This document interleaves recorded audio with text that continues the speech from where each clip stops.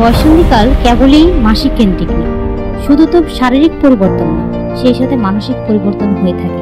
যেমন ধরো, একটি মেয়ে বলেছে সে একটি আইডেন্টিটি ক্রাইসিসে ভুগছে।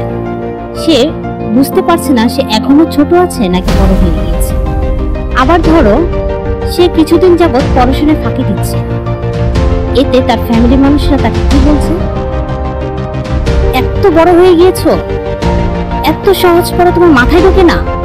আবার ধরো যে ফ্যামিলিতে বাবা চাচারা কোনো একটা বিষয় নিয়ে কথা বলছে, সে বিষয় সংক্রান্ত যদি কোনো কিছু বলতে যায়, তখন তাকে শোনা হচ্ছে কি, এই এখনো ছোট আছো, এসে পাকনামি করো না তো, ইচ্ছে পাকা, এই ধরনের কথা বলছে। তাহলে দেখো, এই বয়সে তো এমনটা হওয়ার সাধারণ ব্যাপার, তাই না?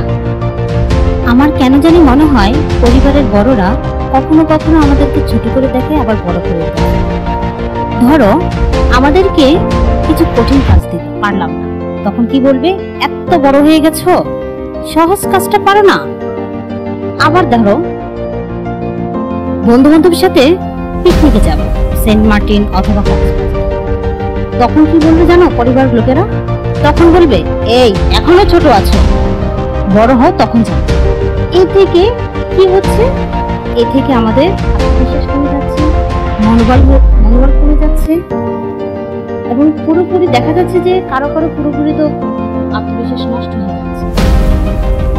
আবার যারা বেশি কথা বলতো, চিন্তা ভাবনা করে কথা বলতো, তারা এক প্রকার দেখা যাচ্ছে যে কথা কম, এবং এক প্রকার নিজেকে গুটিয়ে নেয়।